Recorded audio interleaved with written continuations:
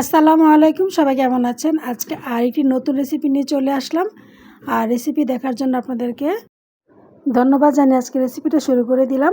এখানে আমি একটি বড় পাকিস্তানি মুরগি ভালোভাবে কেটে ধুয়ে তারপরে পানি ঝরিয়ে নিয়েছি। তো আমি যেভাবে রান্না করি সেভাবে সাইজ করে কেটে নিয়েছি। আপনারা আপনাদের মতো করে সাইজ করে নেবেন। চুলায় একটি কড়াই বসিয়ে দিয়ে 1 কাপ পরিমাণ তেল দিয়ে দিলাম। এর মধ্যে এখন সামান্য কিছু কিছু মশলা দিয়ে দিব। হলুদের গুঁড়া 1/2 চা চামচ, মরিচের গুঁড়া 1 চা চামচ পরিমাণ, তারপর এখন দিয়ে দিব সামান্য একটু লবণ, তারপরে জিরার গুঁড়া দিয়ে দিলাম 1/2 চা চামচ পরিমাণ, তারপর ধনিয়া গুঁড়া দিয়ে দিলাম 1/2 চা চামচ পরিমাণ, তারপরে দিয়ে দিলাম গরম মশলা গুঁড়া 1/2 চা চামচ পরিমাণ, আর দিয়ে দিলাম আদা রসুন বাটা দুটি মিলিয়ে প্রায় 1 চা চামচ পরিমাণ। এখন মেখে নেওয়ার পালা। তো আমি আরেকটু লবণ দিয়ে দিলাম।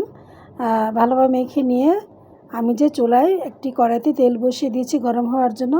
এখন এর মধ্যে মুরগি গোস্তগুলোকে দিয়ে দিব। দিয়ে তারপর আমি নেড়ে চেড়ে প্রায় 10 মিনিটের মতো আমি মুরগি গোস্তটাকে ভেজে নিব। মুরগি গোস্ত ভেজে রান্না করলে যে কি খেতে একটা স্বাদ, সেটা রান্না না করলে আর কি বোঝা যায় না। তো এইভাবে আমি নেড়েচেড়ে মুরগি গোস্তটাকে ভেজে নিব। আর এদিকে আমি 5 থেকে 6টি আলু একটু বড় সাইজের, সামান্য একটু লবণ আর একটু হলুদ দিয়ে আর একটি পেঁয়াজ একটু বড় করে কিউব করে কেটে দিলাম। আর রেগুলার যেভাবে আমরা মুরগিতে আলু দিয়ে থাকি সেভাবে আমি আলুটাকে কেটে নিয়েছি। তো মুরগি গোস্তটা আমার ভাজা হয়ে গিয়েছে। এখন আমি এগুলোকে উঠিয়ে নিব। এর থেকে বেশি আর ভাজবো না, কারণ পরবর্তীতে এটাকে আবার রান্না করতে হবে। এর জন্য এখনই আমি উঠিয়ে নেব। উঠিয়ে নিয়ে সেই গরম তেলের মধ্যে আমি যে আলুগুলো হলুদ লবণ মেখে রেখেছিলাম সেগুলোকে এর মধ্যে দিয়ে দিব। 5 থেকে 6 মিনিট আমি নেড়ে চেড়ে আলুগুলোকে ভেজে নিব। তো আজকের রেসিপি ভালো লাগলে অবশ্যই এটি লাইক দিয়ে যাবেন, আশা করি ভালো লাগবে। তো আলুগুলো ভাজা হয়ে গিয়েছে। এখন আমি এই আলুগুলোকে উঠিয়ে নিব। আলুগুলো ওঠানো হয়ে গেলে এর মধ্যে এখন আমি পেঁয়াজের কুচি দিয়ে দিব প্রায় 1 কাপ পরিমাণ। এখন এগুলোকে আমি সামান্য একটু ভেজে নিব আর কি, 2 থেকে 3 মিনিট ভেজে নেওয়া হয়ে গেলে মুরগি গোস্ত রান্না করতে যেসব মশলা লাগে সবই আমি একে একে দিয়ে দিব। আদা রসুন বাটা, তারপরে হচ্ছে হলুদ মরিচের গুঁড়া, ধনিয়া গুঁড়া, জিরার গুঁড়া, গরম মশলা গুঁড়া। তো আদা বাটা দিয়ে দিলাম 1 টেবিল চামচ, একটু উঁচু করে রসুন বাটা দিয়ে দিলাম আমি 1 টেবিল চামচ পরিমাণ দিয়ে একটুখানি এখন আমি এই পেঁয়াজের মধ্যে ভেজে নিব, যাতে আদা রসুনের কাঁচা যে একটা গন্ধ সেটা যাতে চলে যায়।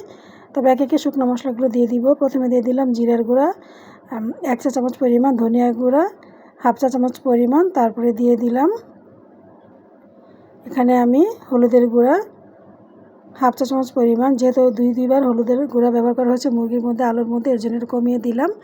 তারপরে এখন এর মধ্যে দিয়ে দেবো গরম মশলা গুঁড়া 1/2 চা চামচ পরিমাণ, একটু উঁচু করে। আজকে আমি কোনো আস্ত গরম মশলা ব্যবহার করব না, এর জন্য আমি গুঁড়া মশলাটা দিয়ে দিলাম। 2টি মাঝারি সাইজের টমেটো আর দিয়ে দিলাম 10-15টি কাঁচামরিচ। আমি একটু মুখটাকে সামান্য কেটে দিয়েছি। আর দিয়ে দিলাম আবার একটু লবণ আর একটু পানি মশলাটা কষানোর জন্য। এখন আমি ঢাকনা দিয়ে ঢেকে ভালোভাবে মশলাটাকে কষিয়ে নিব রান্না করার জন্য। আজকে শুধু আমি আলু দিয়ে মুরগি রান্না করব না, আমি আরেকটা সবজি এর মধ্যে ব্যবহার করব, সেটা এখন আপনাদেরকে আমি দেখিয়ে দিব মশলাটা কষাতে কষাতে। তো এখানে নিয়েছি আমি চাল কুমড়া, মুরগি গোস্ত ভেজে নিয়েছি, তারপরে আলু ভেজে নিয়েছি, আপনারা প্রথমে দেখতে পেয়েছেন ভিডিওর। তার সাথে আমি আরেকটি সবজি এখানে দিয়ে দিব, এটা হচ্ছে চাল কুমড়া। তো চাল কুমড়াগুলো আমি এভাবে একটু বড় করে কেটে নিয়েছি, দেখতে পাচ্ছেন আমি কীভাবে কেটে নিয়েছি। তো চাল কুমড়াটা আমি ভাজি না, যেহেতু চাল কুমড়া সবজিটা একেবারেই নরম একটা সবজি, এই জন্য আমি এটাকে এভাবে রান্না করবো আর কি, না ভেজেই। তো এদিকে আমার মশলাটা কষানো হয়ে গিয়েছে। প্রথমে ভেজে রাখা মুরগির গোস্ত, তারপরে দিয়ে দিব ভেজে রাখা আলু। ভালোভাবে নেড়ে চেড়ে মশলার সাথে আমি মিশিয়ে নিব, কষানো মশলার সাথে মিশিয়ে নিয়ে তারপর আমি ঢাকনা দিয়ে ঢেকে প্রায় 10 থেকে 15 মিনিট আমি আলু এবং গোস্তটাকে কষিয়ে নিব। আর এখন আমি ঢাকনাটা উঠিয়ে নিব, উঠিয়ে নিয়ে তারপরে আবারও আমি নেড়ে চেড়ে মিশিয়ে দিব। তো ঢাকনা দিয়ে ঢেকে দেওয়ার পরে আর গোস্তের মধ্যে আর কি যে হাঁড়িতে রেখেছিলাম ভেজে উঠে, সেখানে একটু পানি ছিল, সেজন্য আর কি পানিটা বের হয়েছে। আর ওই পানিটা দিয়ে আমার গোস্তটা কষানো হয়ে গিয়েছে। এর মধ্যে এখন আমি কেটে রাখা চাল কুমড়া দিয়ে দিব। আর চাল কুমড়া বেশ একটা সময় কিন্তু আমার রান্না করতে হবে না, বেশি সময় রান্না করে নিলে কিন্তু চাল কুমড়ার যে কালারটা সেটা কিন্তু নষ্ট হয়ে যাবে। তো এখন আবার আমি ঢাকনা দিয়ে ঢেকে দিলাম। ঢেকে দিয়ে 2 থেকে 3 মিনিট পরে ঢাকনাটা উঠিয়ে নিয়ে আবার নেড়ে চেড়ে আমি ভালোভাবে মিশিয়ে নিব চাল কুমড়া আলুর সাথে এবং গোস্তের সাথে। নেড়ে চেড়ে মিশিয়ে নিয়ে আবারও আমি কিছু সময় ঢাকনা দিয়ে কষিয়ে নিব। আর যেহেতু চাল কুমড়া দিয়ে মুরগি গোস্ত রান্না করছে, এই জন্য আমি আর কি শুকনো মরিচের পরিমাণটা একটু কম দিয়ে কাঁচামরিচ দিয়ে আর কি রান্না করে থাকি। তো চাল কুমড়া দিয়ে কিন্তু কিছুটা পানি বের হয়েছে, বেশ দেখতে পাচ্ছেন। আবার আমি নেড়ে চেড়ে মিশিয়ে আবারও 2 থেকে 3 মিনিট আমি এই তরকারিটাকে কষিয়ে নিব। তো কষানো হয়ে গিয়েছে, দেখতে পাচ্ছেন বেশ খুব সুন্দরভাবে কিন্তু মানে চাল কুমড়াটা কষানো হয়ে গিয়েছে এবং অনেকটা কিন্তু সেদ্ধ হয়ে গিয়েছে। আর আমি কষাবো না, আর একটু কষালে কিন্তু চাল কুমড়াটা একদমই গলে যাবে আর কালারটা নষ্ট হয়ে যাবে। এখন আমি দিয়ে দিব পরিমাণ মতো ঝোল তরকারিতে। তো ভিউয়ার্স, ঝোলটা দেওয়ার পরে হাঁড়িটা আমার মাশাআল্লাহ একদম ভর্তি হয়ে গিয়েছে। তো আমার একটু হাঁড়িটা এখন পরিবর্তন করা লাগবে, না হলে কিন্তু ঢাকনা দিয়ে ঢেকে দিলে পরে বলক চলে এসে আমার ঝোলটাই মানে পড়ে যাবে। তো এর আগে আমি একটু লবণটা চেক করে নিয়ে দেখব লবণটা কীরকম হয়েছে, কারণ বেশ কয়েকবার কিন্তু আজকে লবণের ব্যবহার হয়েছে, তাই একটু দেখে নিলাম। তো আমার তরকারিতে একটু লবণটা কম হয়েছে, তো আরও আমি হাফ চা চামচ পরিমাণ লবণ এর মধ্যে দিয়ে দিব। তবে রান্নার পরিমাণ বুঝে কিন্তু সব ধরনের মশলাই ব্যবহার করতে হবে। ঢাকনাটা উঠিয়ে নিলাম আর তরকারিটা দেখতে পাচ্ছেন একদম বলক চলে এসেছে।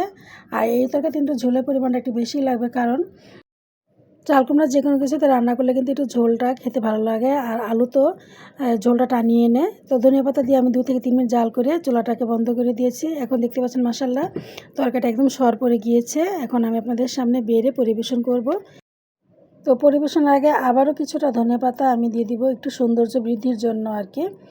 আর আজকে আলু দিয়ে চাল কুমড়া দিয়ে যে গোস্তটা রান্না করলাম, এটা কিন্তু বাচ্চারাও খেতে চাইবে, কারণ বাচ্চারা কিন্তু সবজি একেবারে খেতে চায় না। এভাবে রান্না করে দিলে কিন্তু বাচ্চারা একদম চেটেপুটে মশালা খেয়ে উঠবে। এই তো দেখতে পাচ্ছেন তরকারিটা বাটিতে নেওয়ার পরে কিন্তু আরও দেখতে সুন্দর লাগছে।